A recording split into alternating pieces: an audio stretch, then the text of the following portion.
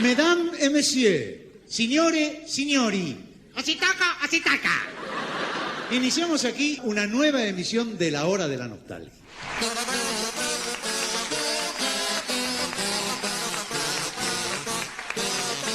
Sean ustedes bienvenidos a La Hora de la Nostalgia, el podcast donde hablamos de Lelutier. Hola a todos, bienvenidos otra vez a este programa hermoso que hemos llamado La Hora de la Nostalgia, el podcast donde hablamos de Lelutier. Mi nombre es Sebastián Padilla y estoy con este trío de personas increíbles que pasan ahora mismo a presentarse. Hola, ¿qué tal? ¿Cómo les va? Mi nombre es Sebastián Sarabia. Mi nombre es Lea de Becky. Hola, ¿qué tal? Mi nombre es Juan Vargas y todavía preguntándome de qué se ríe Padilla. Me río de la alegría de que hay un montón de gente que afortunadamente está participando en Cafecito, cafecito.app/La Hora de la Nostalgia, donde ustedes nos pueden invitar a algunos cafés para apoyar este proyecto e ir mejorándolo día a día. Tienen, a raíz de los cafés que nos van dando, tienen algunos premios interesantes, así que pueden ir a chusmear la página. Y también inauguramos, para los que están afuera de Argentina, o si alguien de Argentina quiere hacerlo también, nuestro propio Patreon, que es patreon.com/La Hora de la Nostalgia, en donde ya los premios ahí son mensuales y difieren de los que están en Cafecito. Así que vayan a investigar, que hay cosas muy lindas preparadas para ustedes. Déjame agregar que uno de los beneficios que hay tanto en Cafecito como en Patreon es poder acceder a un mano a mano con La Hora de la Nostalgia, el premio mayor, por decirlo de alguna manera, y ya hicimos una primera reunión. Sí, señor. Y fue espectacular, nos matamos de risa, así que esperamos por más gente que quiera llegar a ese nivel y poder compartir algún material, y la verdad que estuvo buenísimo. Qué bárbaro. Muy bien, hoy tenemos un programa muy especial que ya vamos a empezar a contarles de qué se trata, pero primero estaría buenísimo repasar un poco sobre qué son los hombres de negro. Los hombres de negro. Probablemente Samper los haya bautizado como tales cuando él escribió sobre nosotros el libro de Lelutier de la L a la S. Así es como se llamaron siempre nuestros asistentes, los hombres de negro, porque trataban de vestir siempre de negro, intentaban pasar inadvertidos o desapercibidos durante el espectáculo. Eso fue creciendo con los años, es decir, el número de ellos. Me acuerdo que el primer asistente que tuvimos fue José Luis Barberis. Estaba él solito, ayudándonos en el escenario. Y lo curioso era que vestía exactamente igual que nosotros, es decir, vestía con un smoking. Eso luego cambió, es decir, José Luis estuvo durante unos años con nosotros hasta que se fue solito, renunció. Y nosotros comenzamos a sentir la necesidad de contar con cada vez más asistentes. A medida que aumentaba la complejidad del espectáculo, la cantidad de gente que nos veía, la cantidad de funciones que teníamos que hacer, las giras y demás, el número fue creciendo pero exponencialmente. Así como en un comienzo empezó siendo solito José Luis Barberis, luego fueron creciendo 2, 3, 4, 5, 10, 15. Era impresionante la cantidad de gente que contribuía al desarrollo del espectáculo. En esto también se cuenta los asistentes de sonido, de luces en el escenario. Llegamos a tener asistentes muy especializados, por ejemplo, aquellos que eran los únicos que podían tocar los instrumentos informales, que podían cambiar una cuerda, afinar un tubófono o prepararlos para la función. Nosotros siempre le estuvimos increíblemente agradecidos a toda esta gente, que ya fue casi una legión a lo largo de los años, y una manera de agradecérselo fue justamente cuando terminaba una función, sobre todo en un estreno o en el cierre de un espectáculo, cuando terminábamos una gira y demás, salían a saludar todos junto a nosotros. Y ahí el público podía advertir qué es lo que había detrás de esos 5 o 6 tipos que éramos nosotros, que hacíamos en el espectáculo, cuando el escenario se llenaba de los hombres de negro. Bien, habiendo dicho todo esto, tenemos la verdad el agrado enorme de que a través de YouTube se puso en contacto con nosotros una persona que pasó por Lelutier durante muchísimos años, fue uno de los hombres de negro, quizás el hombre de negro más importante en ese momento, del 78 al 92 aproximadamente, el señor Daniel Eisenberg. No sé, Carlitos, si vos te acordás de él. Danny Eisenberg, lo quiero tanto a ese tipo, que trabajó con nosotros como si fuera un luthier más, con un entusiasmo, una inteligencia, un sentido del humor para estar casi a la par de nuestro trabajo. Era un asistente para todo uso y para todo tiempo. Y además era una cosa muy interesante, digamos, en esta profesión. Era creativo. Era un tipo al cual se le ocurrían cosas constantemente como para mejorar algún movimiento escénico, algún dato de espectáculos o de cosas que se necesitara. Estaba él siempre ahí al pie del cañón y además era muy, pero muy buen tipo. Ah, qué amoroso, me llegó. Qué lindo. Hola Dani, qué gusto. Qué placer verte, Daniel. Gracias, Dani. La verdad es que nos encanta que estés acá con nosotros charlando un rato sobre Lelutier. Hola, Daniel. Nos gustaría saber cómo llegaste vos a Lelutier, si arrancamos desde tu principio con ellos. ¿Tengo prehistoria o tengo lo concreto? No, prehistoria, todo. La prehistoria es que yo conocí a Lelutier, tenía 11 o 12 años, iba con mi familia, mis hermanas. Había un ciclo en la época de Cámpora que eran en los cines de barrio de Buenos Aires. Sí, señor. Por el 71, 72, por ahí. Por ahí, sí.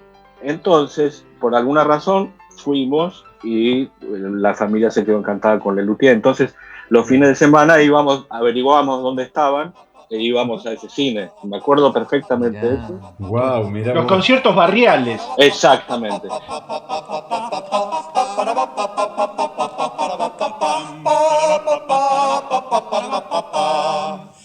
Con muy extraños elementos y un arte singular, creamos nuestros instrumentos, después los hacemos sonar. Se presentaba La Negra, se presentaba Astor Piazzolla, se presentaba Jaime Torres, pero eso fue mi primer contacto con esos tipos y yo apenas entendía, sé que me gustaba ir con la familia y me gustaban verlos también. Claro. Después ya empecé a entenderlos más a través del Sonamos Pese a Todo, que tenía un amigo de la escuela y nos encerrábamos a escuchar ese disco. El conjunto de instrumentos informales Lelutier presenta un recital integrado con obras del compositor Johann Sebastian Mastropiero. Lelutier ejecutan los siguientes instrumentos: latín o violín de lata,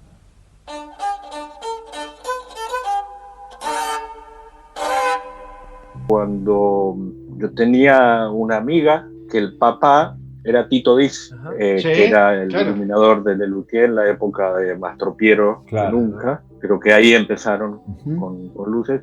Y un día me dice, mira, necesitan una persona para trabajar en Lelutier. Y yo dije, bueno, está bien, yo voy. Claro. A todo esto yo ya los había visto en vivo en el La Salle, que quedaba a 4 cuadras de mi casa, y los había visto en el que quedaba en la calle Suipacha. ¿El Odeón no era? El Odeón, claro. Los había visto, ya era fanático. Y yo dije, yo quiero. Entonces fui y esa fue. Pero perdóname, ¿tenías alguna experiencia en el mundo del escenario? No, pero necesitaban una persona que les comprara la comida entre función y función. Claro, un asistente. Yo tenía 18 años. Claro. Yo digo, yo voy. Claro. Sí, claro. Entonces, eso fue la primera experiencia con ellos. Fue muy, muy interesante porque yo ingresé a un mundo que no conocía, que era detrás de las bambalinas. Fue fascinante. Yo estaba así, con 18 años, los ojos abiertos, observando todo. Claro. Entonces, mi tarea concreta era, durante las funciones, cuando había doble función, ellos comían y comían. Grosso. Comían. Sí, ¿no? Grosso. Lo que pasa es que en aquel entonces yo solo pensaba en comer, comer y comer. Lo único que me hacía olvidar por un instante las ganas de comer era comer. Llegué a pesar 2.300 kilos. Perdóname, Dani, ¿y vos te acordás en qué año fue eso? 78. Segundo año de Mastropiero, que nunca en el Coliseo. Y en la semana trabajaba en la oficina como cadete. Ajá. Claro. Hacía mensajes, mandaba, iba de un lado para el otro, el chepibe. Claro. ¿Y las giras también? ¿O ese tu trabajo era mientras ellos estaban acá en Buenos Aires? Así empezó, ahora ok, vamos dale. Muy bien. Y te quiero preguntar, arrancaste y ya eras fanático, digamos, de ellos, los habías visto un montón de veces, y cuando entraste ahí, a la cotidianidad de ellos, digamos. A la cocina. No, yo siempre los admiré y los sigo admirando. Fue muy natural, yo era, a pesar de que tenía 18 años, o más bien imprudente, porque por ahí yo me pasaba de rosca, pero como ellos tenían ese sentido del humor y les caí bien. Claro. Cuajaste al toque, entraste en sintonía al toque. Absolutamente, y la sintonía fue inmediata con Carlitos, con Jorge, con Marcos y con Ernesto. Entonces, yo de entrada cultivé con ellos relaciones, con Daniel y con Pucho, siempre fue muy afectiva, pero no tenía la misma relación de entrada que tuve con ellos. Después sí. Bien. Claro. Pero sobre todo con Jorge y con Marcos. Más vínculo con ellos dos. Sí, hasta el día de hoy somos amigos, éramos amigos con Marcos, y un afecto muy profundo por Carlitos, por Pucho, por Daniel, ni hablar, y también con Ernesto. Claro. Ahí empecé a aprender todo lo que era producción y la parte técnica también. Claro. Y un día se fue, creo que Marcelo Gerberov, que era uno de los asistentes, y necesitaban un asistente. Me vistieron de negro y ahí salí. Y adentro. Claro. Y ahí dejé lo de las comilonas. Pero lo de las comilonas yo lo recuerdo con mucho cariño, porque yo al principio como que me iba y después me quedaba. Y después siempre era un estado de broma y de chiste. Se notaba que eran unos tipos normales, como uno se junta con compañeros de colegio, digamos. Absolutamente. Había muy buen vínculo, digamos. O sea que te adoptaron rápidamente, seguramente porque vos también te dejaste adoptar y te sentiste como cómodo. Te diría que se dio naturalmente como un grupo de gente que está y de repente entra alguien y se relaciona, y ellos tenían buena relación con todos los asistentes, y con algunos distantes y con otros más cercanos, pero tenía que ver más que nada con esa magia que se da entre las personas. No había ninguna clase de divismo, no había ninguna clase de ego. Eran todas personas que estaban trabajando y pasándola bien. No, yo no detectaba nada de eso. Yo detectaba tipos que disfrutaban lo que hacían en esa época. ¿no? Sí, estamos hablando fines de los 70. Estaban felices, compartían, hacían chistes, había una amistad, más lazos entre unos que con otros, seguro, uno más aparte que otros. De hecho, los camerinos eran abajo, el primer camerino era Ernesto, solito, después venía Pucho y Daniel, que era uno más grande, en el siguiente, similar, Marcos y Jorge, y en el otro, uno pequeñito, el Loco Núñez. Exacto, pero todo en el mismo piso. Yo jugaba mucho al ajedrez con Ernesto y con Carlos Iraldi. Carlos iba siempre, la presencia de Carlos era casi que todos los días venía, que había función. Entonces, iba y jugaba al ajedrez. Esa era otra relación que yo establecí con él, que lo quise mucho y lo admiré muchísimo y aprendí un montón. Iraldi era un tipo que sabía de todo. Claro. Me imagino. Y también con mucho sentido del humor. La figura de él era como la de Hitchcock, pero graciosa. Claro. Sí, tal cual. Claro. Entonces, para mí toda esa época del 78, los primeros años, fue de un aprendizaje alucinante. ¿En qué año fue que pasaste de ser el che pibe de la comida a un hombre de negro propiamente dicho? Yo creo que en el mismo 78, creo que al poco tiempo. Poco tiempo. Laburaste más tropero que nunca. Vos en escena estuviste más tropero que nunca, claro. Yo estuve en el segundo año y ya, muchas gracias de nada, ya me comí todo el proceso de la creación y de los ensayos. En esa época se reunían los 6 en las casas de algunos y otros, y yo iba, pero como el chico del café, entonces, del catering. Entonces yo me quedaba ahí y escuchaba todo ese proceso creativo, porque unos traían una cosa, otros traían otra, y era alucinante. Polillas que se desacapan, no por las manos. La sensación de estar en esa cocina, ¿no? Y ver cómo se arma, cómo caen las ideas, las traían individualmente, las discutían ahí, surgían de ahí mismo. Ellos traían trabajo ya hecho por separado, en comisiones. Ajá. Entonces, Ernesto hacía mucha música, Carlitos hacía mucha música, Pucho y Jorge ya trabajaban juntos y hacían música y letra, Marcos traía muchos textos, entonces venían con todo eso y de repente ahí después participaban todos. Claro. Y aportaban ideas, y Daniel, que no solía escribir, de todas maneras aportaba muchísimo. Claro. Ahí mismo. En la elaboración y en los ensayos era desopilante, desopilante. Sí. No con las fortalece.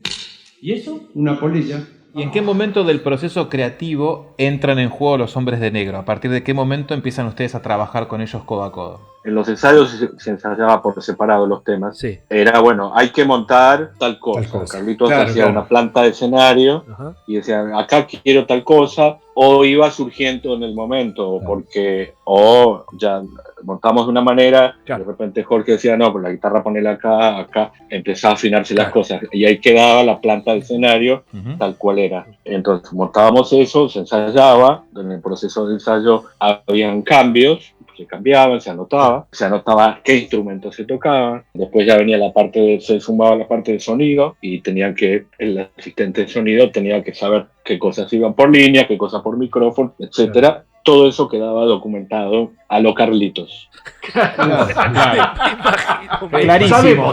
El Excel a mano. Clarísimo.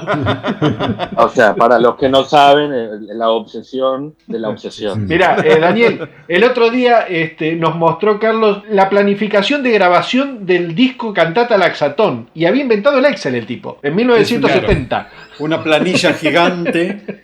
Sí, eran 6 hojas a 8, no me acuerdo, era una cosa de locos. Gracias a eso, el archivo hoy en día está bien documentado. Exacto.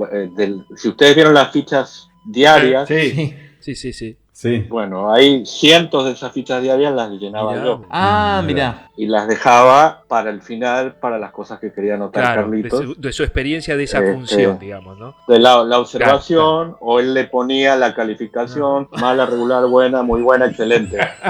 Entonces por ahí él no la anotaba, me decía, ponele tal cosa. Qué genio, qué enfermedad. Qué enfermedad. Sí, pero era diaria. Sí. Y se mandaron a hacer los bloques a imprenta, y en la oficina teníamos una pila así, de cosas que había que tener. Y si yo me olvidaba de poner la ficha diaria, me cagaban. Bueno, gracias a esas fichas hemos descubierto 30 años después fechas de estrenos o cambios de obras o pequeñas modificaciones que están en esas fichas que hoy día están ahora en una habitación en la casa de Carlos. Yo me acuerdo que con el advenimiento de las computadoras, en algún momento, no me acuerdo si a mí se me dio o Carlitos me pidió que pasara a la computadora todo lo de las fichas diarias. Y entonces en algún momento habían hojas Excel con todos los espectáculos que hubieron, todas las giras que hubieron, cuántas funciones fueron, cuántas fueron buenas, cuántas fueron regulares, cuánta gente fue en total por temporada, por función. Todo eso estaba. Y te hago esta pregunta, ¿quién era el encargado de anotar todas las cosas cuando se empezaba a armar la apuesta? La parte técnica, bueno, creo que nos la repartíamos entre los encargados. Claro. Yo me acuerdo haber notado muchas cosas. En esa época, Oski Rodríguez era el encargado de instrumentos, pero también hubo épocas en que en escena estaba Mauro Simone y yo, o los tres. Habían ensayos técnicos. Antes de los últimos ensayos y antes de que vinieran el resto de los luthiers, Carlitos nos citaba, tal día hay ensayo técnico. ¿Y en qué consistía? Era coreografiar los movimientos. ¿Quién entraba qué? ¿Por dónde? Primero se entra las sillas tales, después se entra tal cosa, después se prepara tal cable. El cable lo preparaba detrás del telón de fondo el encargado, tiraba por debajo del telón de fondo el cable que venía con el nombre, entonces uno tenía que ir y buscarlo y enchufarlo en el latín, en el chelato, en lo que sea. Todo estaba medidísimo. Súper. Y todo eso estaba coreografiado. El que decía cómo lo teníamos que hacer era Carlitos. Claro. Bien. Después, con el paso del tiempo, ya lo hacíamos nosotros y Carlitos apenas supervisaba. Claro. Lo arruinaste todo, Daniel. ¿Vos recordás que en alguna oportunidad, pregunto, Marcos tuvo que alargar un texto porque ustedes no llegaban a armar? No recuerdo que haya tenido que alargar por nosotros. Nosotros siempre, por ahí nos olvidábamos de entrar algo. A mí me pasó un montón de veces.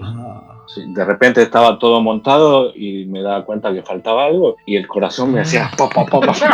Y tenía que salir a los pedos a buscar y a veces ni siquiera me daba cuenta, me avisaban de adentro. ¡Falta tal cosa, boludo! ¡La llave del piano! No, nunca, boludo. Estamos hablando de la época de Muchas Gracias de Nada, que tuvo el instrumento ese gigantesco y difícil que era Antenor.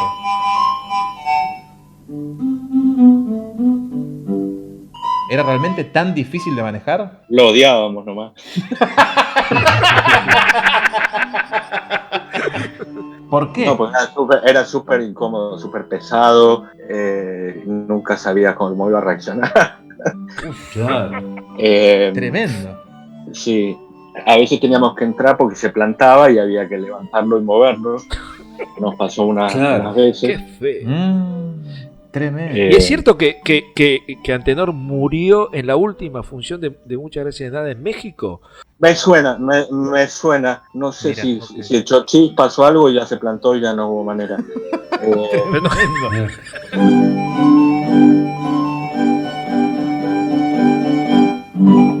acordás de alguna anécdota en particular, de alguna sorpresa que ya se han llegado cuando llegaron a algún teatro? ¿Algo en particular que te acuerdes? Estábamos en el Coliseo. Iba a empezar la segunda función, vino un aguacero tremendo y un caño de la parte de atrás se desprendió y todo el escenario que ya estaba montado, la alfombra, los cables, todo, empezó a caer agua como una catarata y caía al público, al proscenio.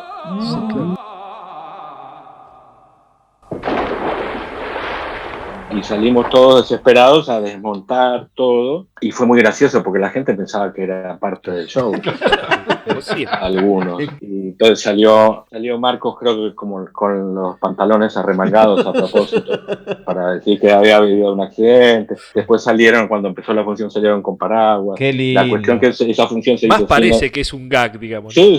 Se hizo sin el tapete, sin la alfombra. Sí, claro. Y me acuerdo, posiblemente empezamos un poquito más tarde, cosa que ya era, nunca empezamos más de 5 o 10 minutos más tarde. Siempre era por un reloj. Los horarios en Lelutier eran manu militari, eran así. Yo me acuerdo que al comienzo, por ahí, yo llegué tarde un par de veces y me recontra cagaron a pedos, no los luthiers, mis jefes. Sí. Animó, Sauvage, Brut, Demisec. Dani, tuviste la suerte de ser parte del mundo luthier de varias funciones que fueron hitos en la historia de ellos. La primera función que te toca vivir es la que hicieron en el Lincoln Center en Estados Unidos en inglés. Oh, what's that?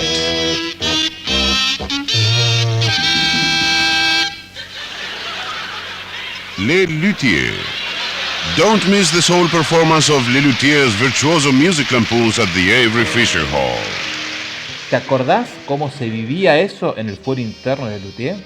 Primero que se hizo los clásicos de Lelutier, se preparó la función tal cual, pero en español. Okay. Y se rodó en Rosario. Sí, claro, sí. Y se prepararon, Tito Diz mandó a hacer unas estructuras de metal para colgar unas patas o telones, porque a la sala que íbamos, era la Avery Fisher Hall del Lincoln Center, era una sala de conciertos, no era un teatro con parrilla, con patas y con todo. Entonces lo que se trató de hacer es montarlo como si fuera un teatro. Se generaron patas y se generaron un fondo y tal cual. Lo cual era una locura en esa época, 1980, viajar con todo eso a Nueva York. Y viajábamos con unos baúles hechos de pistolas. Pero de terror. Cuando llegamos allá, los tipos en la aduana decían, ¿qué es esto? Estos gitanos. Estos instrumentos aparte. Tremendo.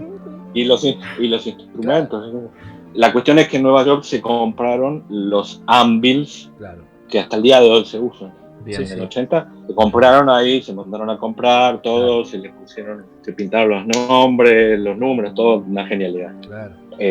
Eso es una parte. La otra parte es que yo era el encargado de vestuario también. Ah, mira. Ajá. Previamente, con el sastre que hacía los trajes, se llamaba Reis, de ese me acuerdo, el señor Reis, hicieron unos meses antes los trajes y todo, a medida, nuevitos, nunca se usaron. Llegamos a Nueva York y agarro y le pongo los smoking de siempre, no le puse los nuevos. ¿Por qué? Porque me daba cosa, eran nuevos.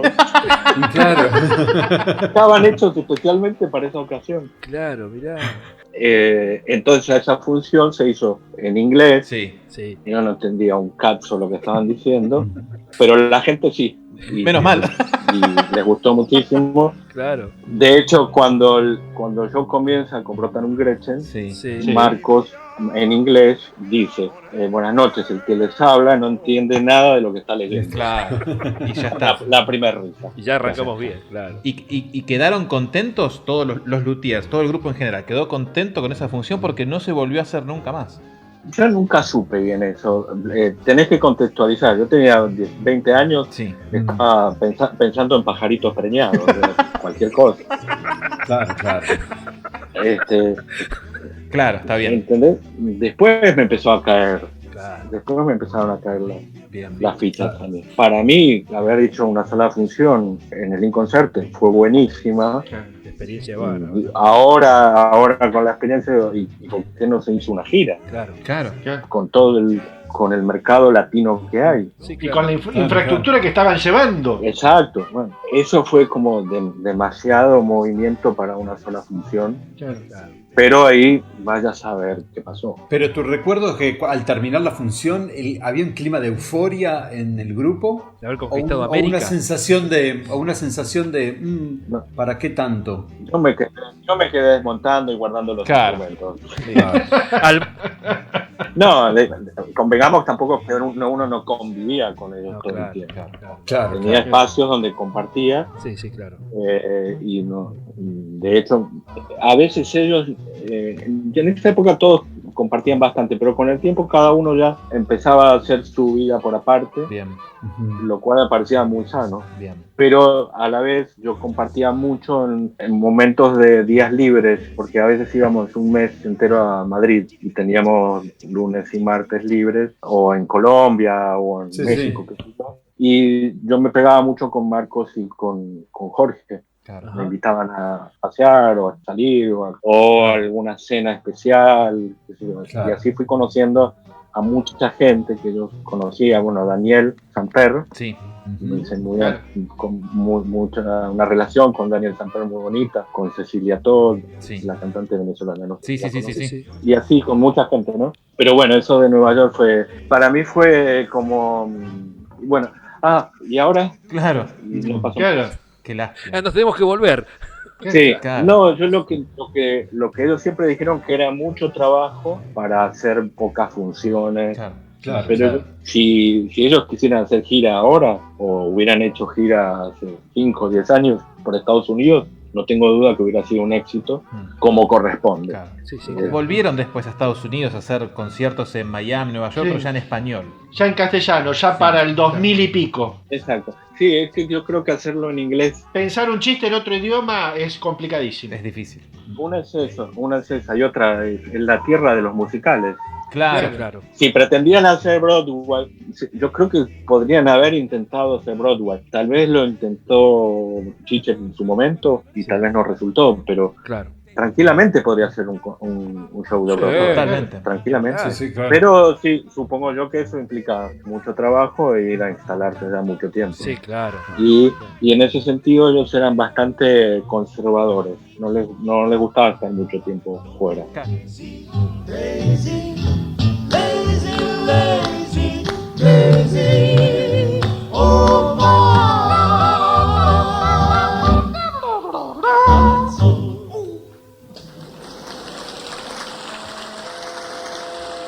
Yo quiero que me cuente un poquito de quiénes eran las piernas que tapaban el órgano de campaña. Este instrumento que estamos viendo es un órgano de campaña. Su invención se debe al mariscal francés Édouard de la Pucelle. Eran mis gloriosas piernas. Mira. ¿En serio? Sí. Y había que estar ahí unos 5 minutos, no sé cuánto tiempo ahí, ¿no? Encorvado aparte. 2-3 minutos. Era bastante grande y yo tampoco era muy robusto. Entonces yo estaba ahí agachadito y bromeaba con Carlitos. Bromeábamos todo el tiempo. Y yo le jalaba los pantalones y cosas así. Y la primera vez que lo hice, yo digo, ahora sale Al Pacino a escena, ¿no? Claro, ¿no? Malo bien era un protagónico. Claro, las piernas del Pacino. Vittorio Gassman. ¿Y algún gag, alguna escena participando con alguno? Cuando, al margen de entrar a acomodar. Con Marcos hubo varias. Él me marcaba mínimamente lo que había que hacer. Él me llamaba y me decía, no, está mal esta hoja. Entonces yo tenía que hacer algún movimiento específico, cosas por el estilo. No sé si te acordás en el acto en Banania que él estaba con el cencerro tocando y entonces entraba alguno de ustedes. Yo creo que yo entraba y le sacaba la baqueta, creo, y el bombo. Sí. Claro, tal cual. Mamacita patria, mamacita patria. Muchos asistentes lo trataban como de qué tarado estás haciendo esta boludez, y le sacaban las cosas o le ponían las cosas. Sí. Muy lindo gag, digamos, muy disfrutable desde el lado del público. Sí. Vos ibas notando eso que nosotros con el tiempo fuimos viendo, por lo menos desde Más Tropero que Nunca hasta Luterías, hay una diferencia terrible conceptualmente desde el espectáculo. Más Tropero que Nunca es una cuestión más recital y Luterías es una cuestión teatral. Sí, absolutamente. Lo notábamos, comentábamos entre nosotros, hacíamos nuestros propios comentarios, si nos gustaba o no nos gustaba. Lo primero, el gran cambio fue con Muchas Gracias de Nada.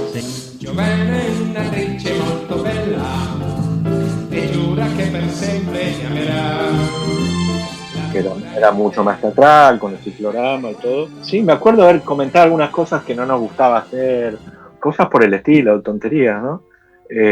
Sí, claro que se notaba, pero yo disfrutaba mucho los shows de ver. Había temas específicos que si yo estaba jugando al truco adentro o algo, adquirías un tempo con lo que escuchabas y las distancias. Ya sabías todos los momentos. Si yo quería ir a tomarme algo, sabía en qué momento podía ir a tomar algo. Claro. Bien, estaba jugando el truco con alguien, que no se entere de nadie que jugaba el truco. O al ajedrez con Iraldi, yo sabía, y a veces me demoraba segundos y salía corriendo, siempre llegaba. Entonces todos los movimientos estaban medidos. Como les decía, había temas que me encantaba ver o escenas que me encantaba ver. Por ejemplo, por ejemplo, los diálogos del Poeta y el Eco. Con Daniel y Marcos. Usted no es quien dice ser. ¿Qué está insinuando? Estoy sospechando que usted es Helmut Bessengeist. Usted está loco. Loco. ¿Estaría dispuesto a contestarme algunas preguntas? Sí, pregunte lo que quiera. ¿Usted cómo se llama? Helmut Bessengeist. O Don Rodrigo, todo entero. Con nativos pronto dimos. Nos descubrieron, por fin nos descubrieron. Y en convite conocimos sus tolderías. Pasen y vean, qué lindas tolderías. Los disparates de Daniel. Sí, claro. Y cuando yo sabía en los temas que había permiso para improvisar, ahí estaba esperando las improvisaciones. Generalmente era cuando había diálogos entre Daniel y Marco. Claro, sí. En el Vejete. Claro. Sí. Y cuando, por ejemplo, estaba Marcos y Daniel haciendo esa del Poeta y el Eco, que dura bastante, digamos. Los otros luthier... Claro, el tiempo muerto. ¿Qué pasaba? Claro, ¿qué hacían los otros luthier? ¿Están ahí en las patas esperando o se iban a tomar un cafecito? Esos detalles yo no quisiera entrar. Perfecto. Yo no sé de dónde esto se edita. Sí, hay edición acá, no te preocupes. No, mira, al comienzo todo el mundo, en los estrenos, todo el mundo estaba observando todo desde las patas. a medida que avanzaba, ya, como te decía, todos teníamos medido ese reloj interno de las distancias, que es como es en el teatro en general. Cuando un actor se va de escena, se va al camerino, se va a otro lado, ¿no? Mentira que están viendo qué pasa. Puede que alguno se quede, pero no es absolutamente necesario. Y después, cuando hacíamos bromas preparadas, las últimas funciones eran bromas, había bromas ocultas para todos. Lo primero es que vuelvo un poco atrás cuando Marcos pide la hoja, Jorge entra a la hoja. La hoja.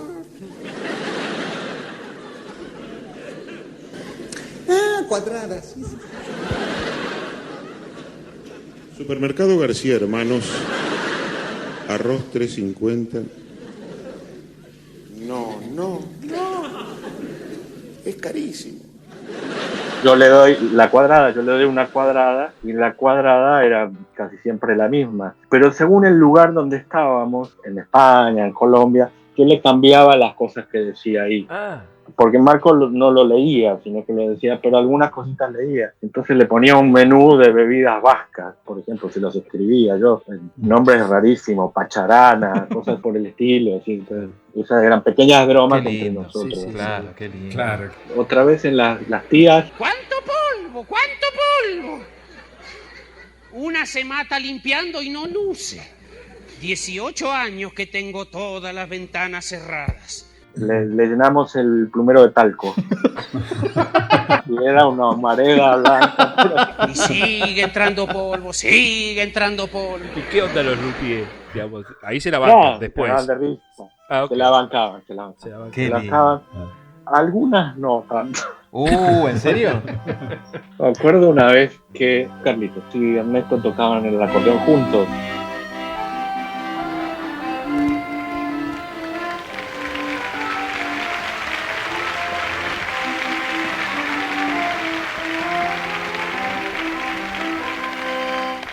Se agarraban de la mano atrás, uno de los dos fue con un pedazo de dulce de batata y le dio la mano con el dulce de batata. Ese dulce de batata terminó en otro lado que no era la mano de uno de ellos y no digo más. Imagínate el dulce de batata ese. No, y me imagino y encima, ¿sabes qué? Estaba una hora de espectáculo. Imagínate. No voy a decir quién, a quién hizo qué. Qué difícil. Creo que eso fue lo más pesado que hubo.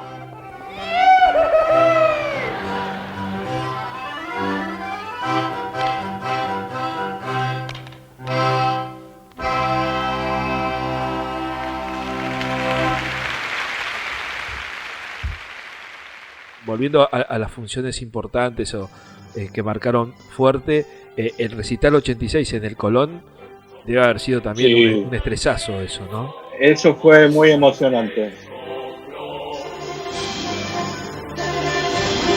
Y nuestro bergantín orgulloso avanza en Me gustaría que nos cuentes ahí el trabajo que ustedes hicieron, porque ahí hubo 2 ensayos, que fue el del domingo a la mañana y el del lunes a la mañana, con función anterior el sábado y el domingo a la noche. Entonces hubo todo un trabajo de ustedes, que me acuerdo que en algún momento lo comentaron en algún reportaje, que iban y venían del Colón al Coliseo, llevando instrumentos y llevando todo, porque tenían la función del sábado, el domingo a la mañana ensayo en el Colón, el domingo a la noche funciona en el Coliseo. ¿Te acordás algo de eso como en particular? O? No me acuerdo en particular, pero me suena algo que nos pasó más de una vez en gira, o incluso cuando fue el show de la Avenida 9 de Julio, los 5 años de democracia. Que por suerte nos quedaban cerca los dos lugares. Claro, eso está buenísimo, Recuerdo los ensayos, que eran impresionantes, escuchar la orquesta con los luthiers, esa gran producción que para los músicos es normal subirse a una tarima y eran, no sé, 70, 80 músicos, no me acuerdo, la sinfónica, la filarmónica. Tiene tatuajes hasta en las axilas.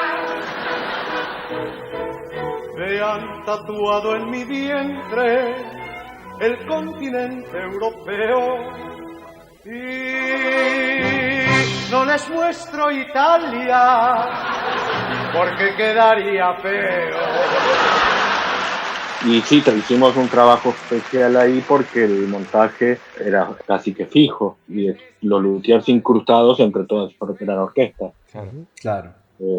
La emoción de estar ahí, de ese concierto y de la gente, ahí fue muy linda, muy linda. Y sí me acuerdo que en la mañana hubo un ensayo con público y a la tarde o a la noche el show.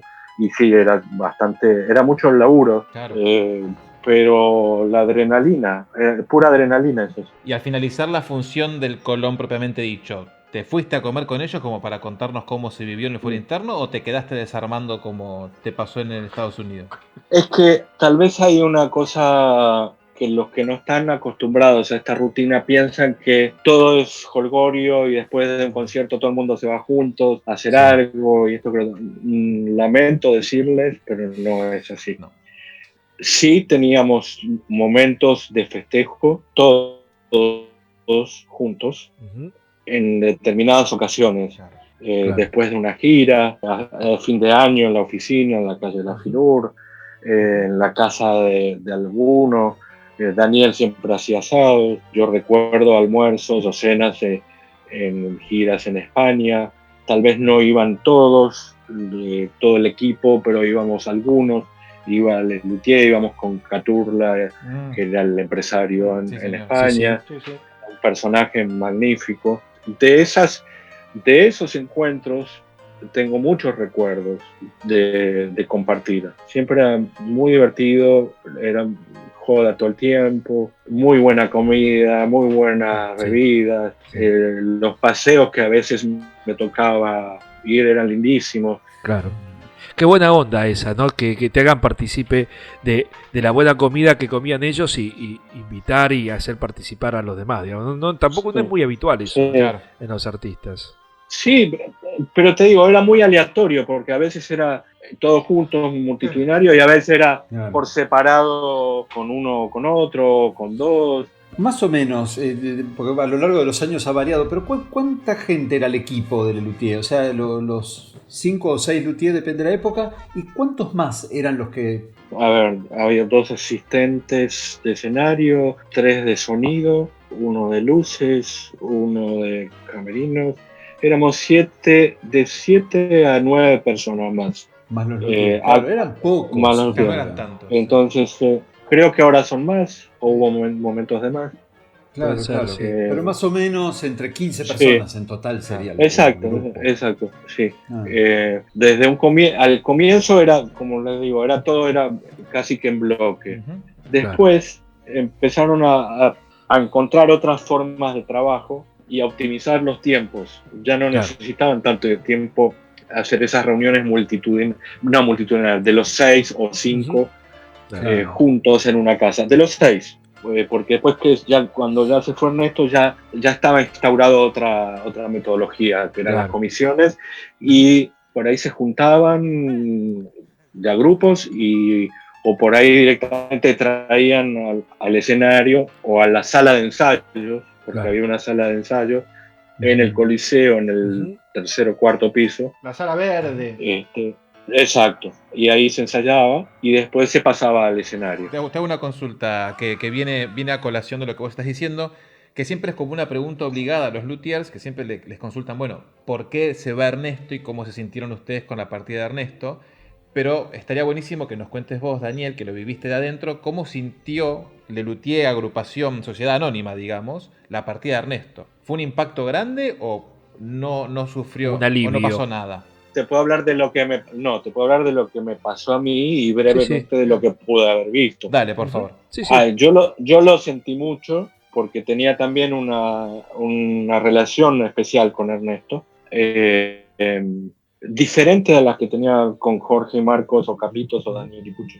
Ernesto era un tipo muy interesante y yo aprendía mucho de él. Y además él era arquitecto, yo tenía un especial contacto con los arquitectos, o me gustaba mucho la arquitectura. Y jugábamos bastante al ajedrez. Cuando me enteré que se iba a ir, me puse triste, pero obviamente era algo consensuado. Claro, yo lo que vi es que era algo consensuado. Mi honra está en juego y de aquí no me muevo. sí me muevo. Tal vez Carlito no estaba tan contento. Carlito tenía una relación muy cercana con Ernesto. O las cosas que supe no vienen al caso. No, Tampoco. está bien, Por no, supuesto. obvio. La sensación tuya es súper válida.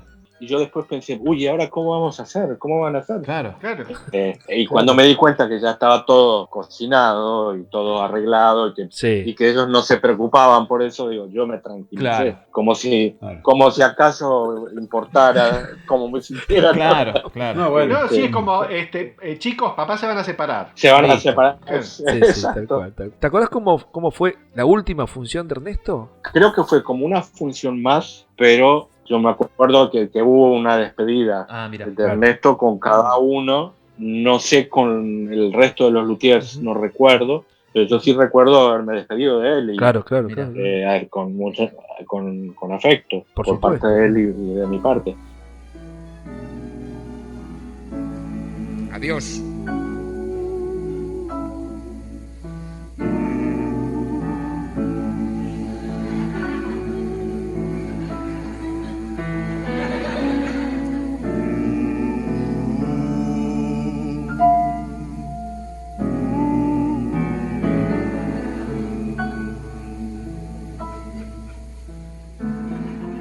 Y supongo, yo me imagino que con cada uno de los demás también. Claro. Ya que las majas se han ido y con ellas nuestro amor, solo nos queda olvidarlas, solo nos queda olvidarlas, solo nos queda olvidarlas.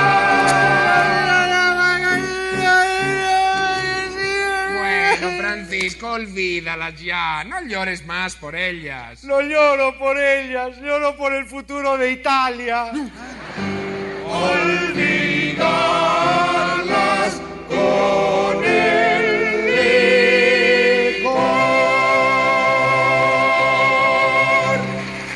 ¿Y el proceso creativo del quinteto, cómo lo sentiste? ¿O esta incertidumbre que vos hablaste recién? No, se me voló enseguida, se me fue enseguida. Cuando siguieron actuando y el público siguió reaccionando de la misma manera y siguió siendo un éxito y cada vez más, las primeras dos funciones ya se nos fue esa incertidumbre, entre comillas, ¿no? Cuando le preguntan por el sentido de la vida, Warren responde, yo qué sé. Analicemos la frase. La palabra yo, ego, parece indicar egoísmo, egolatría, soberbia. Lo que pasa es que aquí Warren la utiliza por oposición, para indicarnos justamente lo contrario, o sea, la humildad. O sea que queda bien claro que aquí cuando Warren dice yo, está diciendo humildad. Pero Warren dice algo más, Warren dice yo que sé, o sea, yo que sí sé. En resumen, hermano, Warren conoce el sentido de la vida, pero por humildad no lo quiere decir.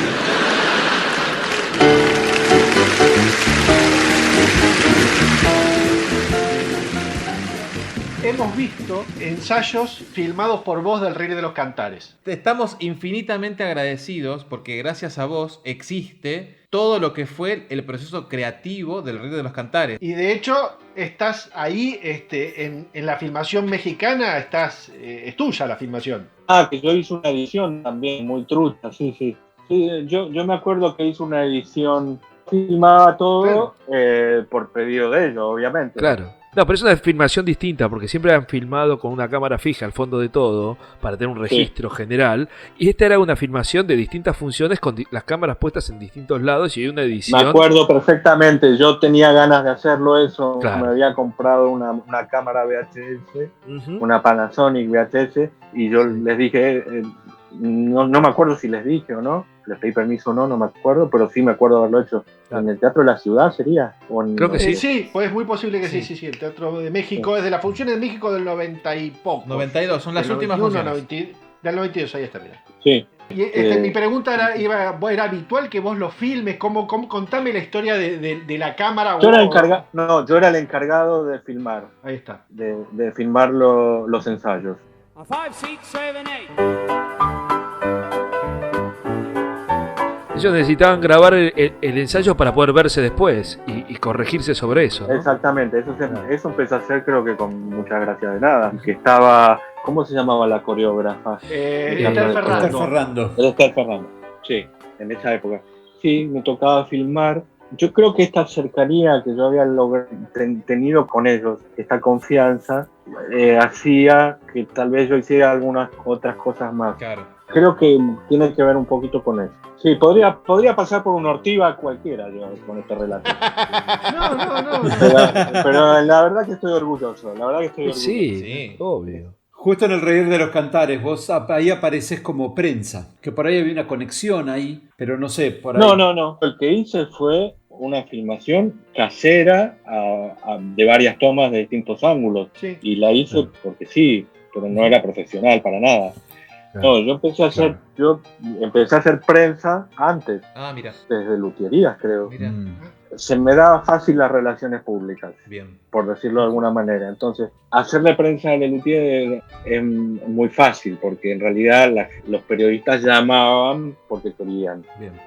Te llamo, claro. Entonces había que atenderlos. Me tocó atenderlos a mí. Claro.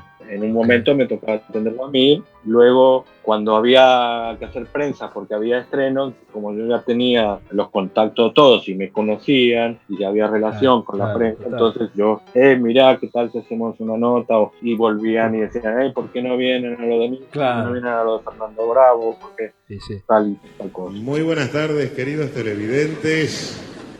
A partir de este momento finaliza el horario de protección. Queda bajo su exclusiva responsabilidad la permanencia frente al televisor de los seres humanos. Porque vos sabés que justo te iba a preguntar, porque era frecuente, no siempre, pero frecuente verte en algún reportaje por televisión, que vos estabas por ahí, siempre se te veía. Yo iba siempre merdeando. porque los acompañaba. Claro. Tenía que acompañarlos Claro. porque yo era el contacto y ellos se sentían acompañados y vos Claro. llegás a un canal y no sabes para dónde ir, entonces yo me encargaba de este tipo de cosas. Lo cual también disfrutaba mucho eso porque conocer a un montón de gente o gente que iba a ver al Lelutier y de repente estaba ahí Mario Benedetti. Claro. Sí.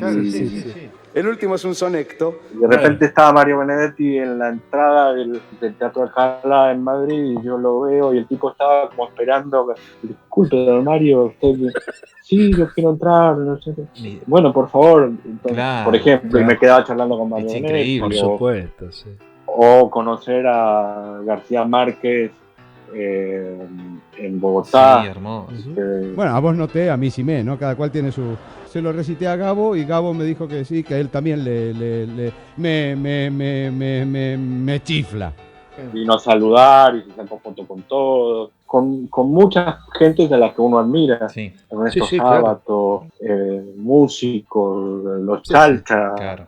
A mí, el haber trabajado esos años con Lelutier me formaron, fue una universidad, y yo tengo un afecto eterno por ellos, por lo que me enseñaron y por la relación que me permitieron tener.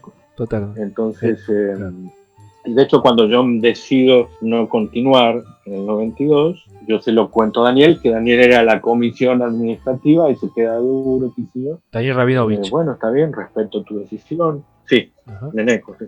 O sea, fue una decisión propia tuya. Sí.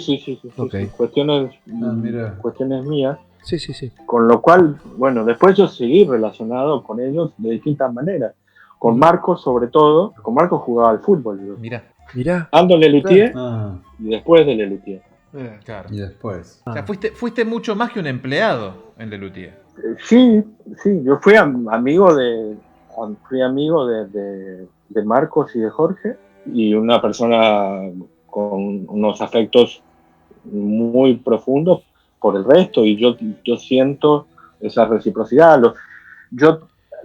Cuando vinieron a Costa Rica, eso fue una gestión mía con y mi esposa, con un empresario de acá, y vinieron aquí. Yo ya no trabajaba con Lelutier, me enamoré de mi esposa, que vive acá, y no sé cómo se dio que traigamos a Lelutier acá a Costa Rica. Contactamos al empresario al momento, y el tipo se quería caer de culo porque había intentado traerlo montones de años y nunca había podido. Finalmente se dio. Y acá hay un hito que, por lo menos desde mi permanencia en Lelutier, es la segunda vez que pasó. En Costa Rica, cuando vinieron, tuvieron que hacer 2 bises. Mirá qué cosa rara. Es muy poco habitual, sí. Nunca hacían 2 bises. La otra vez que recuerdo que hicieron bises fue en el 84 en La Habana. Mirá. Ajá. Que el teatro se vino abajo, explotaba. Ahí tenés los públicos eran buenísimos en todos lados, pero había lugares que eran... Una bomba. La Habana fue algo, fuimos 2 veces en el mismo año. Vos lo contrataste para llevarlos a Costa Rica. Yo hice como de agente de Claro. booking. ¿Y hacía mucho que no los veías a ellos? Siempre estuve en contacto y las veces Ok. que volví a Argentina y iba a ver al show, o por ahí me encontraba con Jorge o con Marcos. Y la cuestión es que en esa función viene Rubén Blades, al cual yo en el 92, él había ido a Argentina y yo me saqué mi entrada, cosa que no solía hacer por ningún show. Pero no, yo a este tipo lo quiero ver. Quise ir a verlo, fui y la función suspendida. Y digo, la puta madre, yo quiero conocer a este tipo. Me averigué dónde estaba, cosa que nunca hice de cholulo, o de groupie para los que no saben. Claro. Fui al hotel, me averigué dónde estaba. Llego al hotel y a los 5 minutos llega con Gloria Guerrero, la periodista de la revista Humor. Sí. La cual yo conocía. Le digo, hey, Gloria, no sé qué, Rubén, te quiero conocer, te traje este disco, un disco de Lelutier, de Taño Alto. Oye, vente chico, ven, vamos. Y me subió a la habitación a escuchar el reportaje. Yo me quedé escuchando el reportaje, terminó el reportaje. Bueno, chao, hasta luego, me fui. Año 98 o 99 creo que fue, estoy en el lobby del Teatro Nacional de Costa Rica esperando que empiece el concierto y lo veo llegar a Rubén con el grupo Editus, con quienes yo estaba hablando la posibilidad de trabajar. Y entonces le digo, Rubén, ¿te acordás de mí? Sí, claro que me acuerdo de ti, porque gracias a ti es que estoy aquí ahora por Añoralgias. ¿En serio? Yo escuchaba Añoralgias en la campaña para presidente, no sé qué. Bueno, ok, listo. Pasó, y al poco tiempo termino trabajando con este señor. ¿Y qué trabajo haces ahora con Rubén Blades, Daniel? Productor, representante, tour manager. Todo. Qué grosso, qué grosso. Y después, en el 2014 que fuimos a Argentina con Rubén, las vueltas de la vida, fuimos al Gran Rex, en las puertas estaba Rubén y al lado la de Lelutier. Claro. Y fuimos a Rosario y Lelutier estaba en Rosario y fuimos a ver a Lelutier. Qué bárbaro. Y después fuimos a la casa de Pucho en Buenos Aires y estaban todos los luthiers y fuimos con Rubén y la pasamos fenómeno. Qué lindo. Fue un encuentro, en lo personal para mí fue unir como 2 mundos que estaban separados por los años. Claro. Cerraste el círculo. Claro. Exactamente. Con gente a la que quiero mucho, ¿no? Sí, claro. Así que fue muy lindo, muy bonito. Y en algún momento se habló de hacer algo juntos. Yo le insistía mucho a Rubén. Los luthiers me decían que sí. Prendido fuego, sí. Pero bueno, las cosas de la vida, ¿no? No dio los tiempos, ¿no? Pero imagínense cantando, haciendo unos boleros. Sí, qué lindo, qué lindo. Qué pena. La verdad que sí, pero bueno.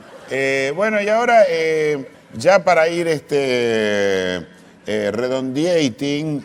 Yo le preguntaría cómo llegó a la hora de la nostalgia. Claro.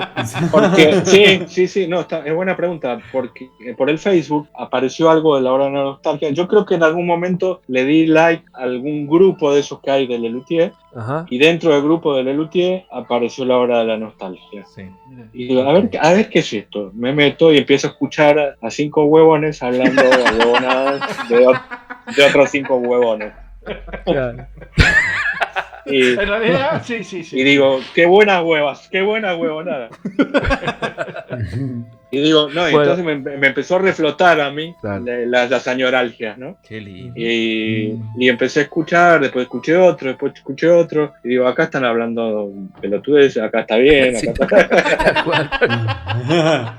El tipo arrogándose el derecho de juzgar. No, está bien. Está bien. Cierto glosario interno luteriano que decían tal palabrita es porque se referían a tal cosa o a tal otra. Lo de Polimeni. ¿Esa la de Polimeni la sabían? No, dale. Contanos.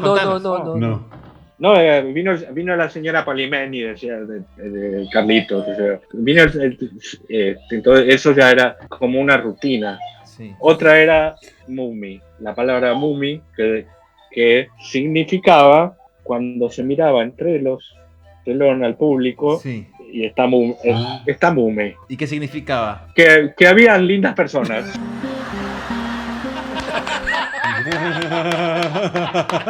¡Qué hermoso! ¡Qué lindo! Eso se devino en Mummenschanz. Terminó Mummenschanz. Ya era una cosa tremenda. Y eso terminó siendo cualquier cosa era mumi. La comida era mumi. Sí. Ahora, no era un glosario que usaban todos los luthiers. Lo entendían, okay. Sí, pero sí, lo usaban uno o dos. Y está Mummenschanz. Te servían una buena costilla mumi. O sea, por el estilo, ¿no? Qué lindo. Qué genial. El agogor también estaba. El agogor, que yo dije agogor y era agogor. Terminaban diciendo, eran aullidos al final. Ya era Ahí viene Ivonne, bamboleándose. Ivonne, porom, pom, pom, porom, pom, pom, porom, pom, pom, y agogor. Qué linda, ¿no? Hermoso, sí. Estaban en escena y por ahí Daniel se estaba yendo de mambo ya y gritaba ¡Agogor! Qué lindo. Qué lindo.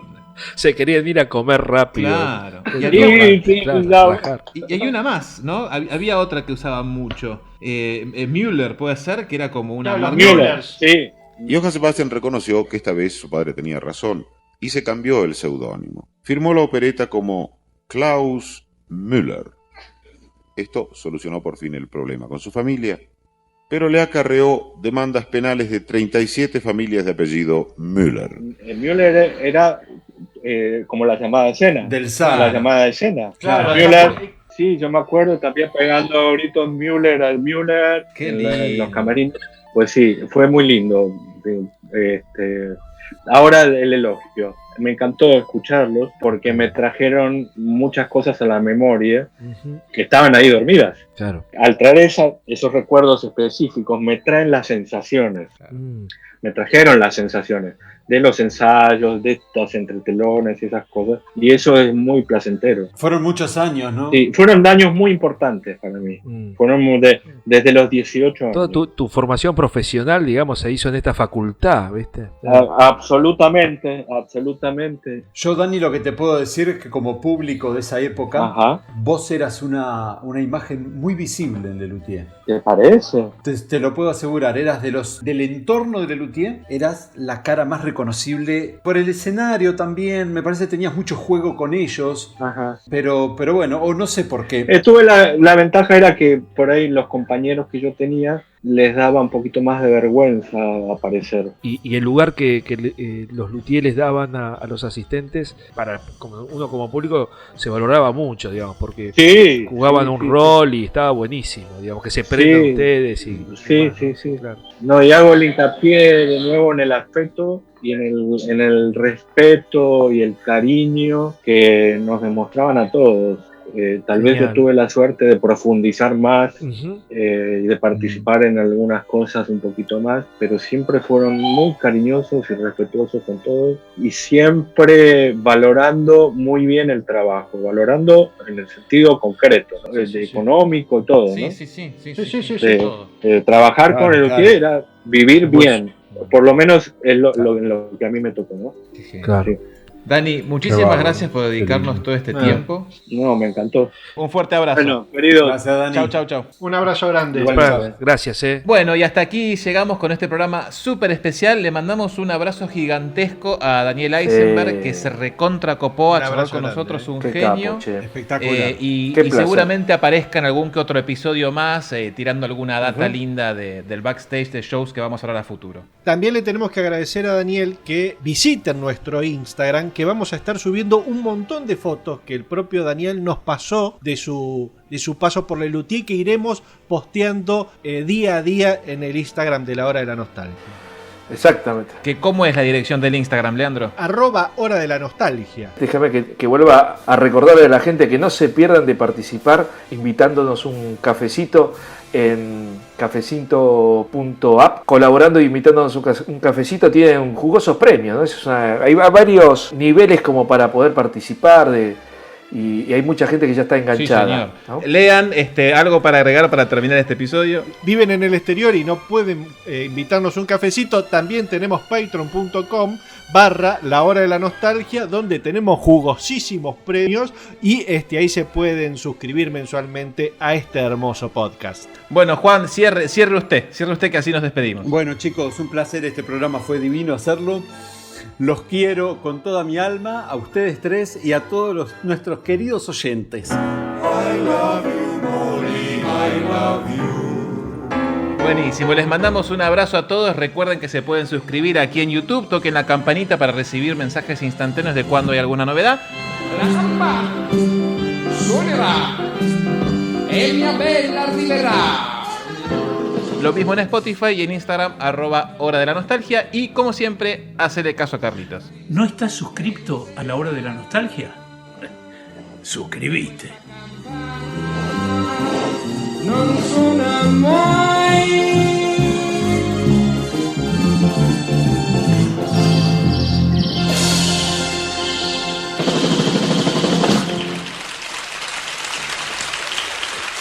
A continuación, y fuera de programa, actuará en carácter de solista el maestro Carlos Núñez Cortés. Bromato de Armonio propone por primera vez en la historia de Lelutier un cambio en donde hay una obra esqueleto que atraviesa todo el show. ¿Vos te acordás cómo se recibió en el mundo luteriano ese cambio propuesto quizás por Marcos? Marcos en realidad escribió La Comisión como una obra entera, es decir, que se interpretaba toda, completa. Empezábamos a hacer las primeras pruebas. Entonces un día, creo que fue en Córdoba, si no me equivoco, que dijimos, no podemos ir con La Comisión, que dura como media hora, una obra que dura media hora, que ya teníamos obras largas como Don Rodrigo, y no sé lo que, sin red a esta altura. Y entonces, ¿pero qué la vas a hacer? ¿Toda? Eso también nos pasó en los premios Mastropiero. Claro. Y Marcos dijo, yo tengo una idea de dividirla en dos para probarla. Pero ¿cómo la vas a dividir en dos? Porque si la dividís en dos y tiene toda una... No, hacer un entresacado y llegar al mismo final en dos versiones distintas que duran la mitad. Claro. ¿Me explico? Sí. Agarrar la obra, hacerlo en entresacado, armar media obra y armar otra media obra que empiece y termine de la misma manera. Bien. Como actor es un quilombo. Claro. Entonces laburamos con eso y armamos 12 comisiones, ¿no? Y las probamos las dos en Córdoba. Y anduvo muy bien. Entonces Marcos dijo, genial, entonces todo anda. ¿Qué hacemos? Y entonces se fue y volvió con la idea. Dijo, muchachos, ¿qué tal si hacemos por capítulos, así como no fue la primera vez Sebastián Padilla? Marcos estaba recordando cuando armó y Milo, y Musicisti de las óperas históricas. Él agarró el Filio del Pirata, lo dividió en 4 o 5 pedazos e intercaló por todos lados piecitas nuestras. Claro. Y entonces él dice, podemos hacer algo semejante a lo que hicimos con el Filio del Pirata. Mirá. Dale. Entonces la empezamos a recortar y él dijo, bueno, en la primera parte corta acá, y con buen criterio teatral, la cuarta y última parte fue una fresita chiquitita donde se hace el himno finalmente y termina todo. Y quedó redondito. Te hago una pregunta, cuando hicieron la primera vez eso, a nosotros cuando hablábamos en el podcast nos llamó la atención que sobre todo es la primera vez que vos terminás con el bueno y ahora tengo que resolver toda esta cuestión. ¿Qué compromiso? Y se apagaba la luz y no había respuesta del público.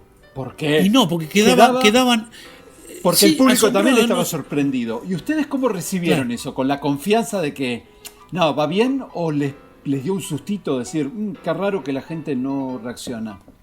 La verdad que era medio frustrante. Yo me acuerdo cada vez que yo decía el primer qué compromiso, después lo empecé a impostar. ¿Qué compromiso? ¿Qué compromiso? ¿Qué sé yo? ¿Viste? Para agregarle alguna chispita, alguna cosa. Porque yo me sentía incómodo cuando terminaba el primero. Claro. Después de todo eso que había dejado todo, ¿viste? Todo. Claro. Y después decía, ¿qué compromiso? Ellos dos se iban solos. Claro. Yo terminaba probando 2 o 3 notitas y la cosa no iba a ningún lado. Y entonces la gente tenía que imaginarse que además metíamos el aviso de que esta gente vuelve mañana, o sea que este no es el remate, este no es el remate. Esto no se acabó acá, señores. Así que por favor, un aplausito. Yo salía a oscuras y en silencio. No, pero el apagón, yo siempre me quejé del apagón de las obras. En ese caso funcionaba muy bien porque no te dejaba expuesto con la luz a full del escenario y yéndote, digamos, ¿no? Claro. Igual yo te confieso haberlo visto en Rosario y fue un poco ¿qué pasó? ¿Qué pasó? Termina así. Sí. Claro. Juancito, nosotros estábamos aprendiendo el idioma, cómo es la cosa, ¿no?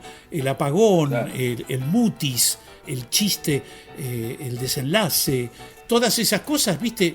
Acá conviene esto otro. Claro. Y algunas veces nos salía bien, otras más o menos. Claro. Y le ha salido bien el 98% de las veces, porque yo la otra vez te preguntamos con don Marcos con lo de las majas, ¿no? ¿A quién se le ocurrió esto de hacemos de mujeres, vamos y venimos y hacemos de hombres? Claro. Bueno, Marcos, por lo que me contás ahora, que divide innovaciones en las 4 partes y qué sé yo, tenía como una cabeza con respecto a la apuesta teatral. Absolutamente. Queda. Queda. Carlitos, ¿te tocas una de esas obras lindas de Lelutier?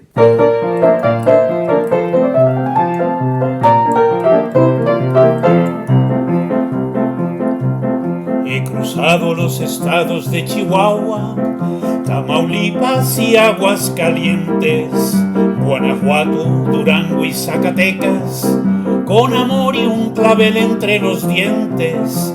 Galopando he cruzado tanto estado interminable, que el clavel me lo he tragado y mi estado es lamentable.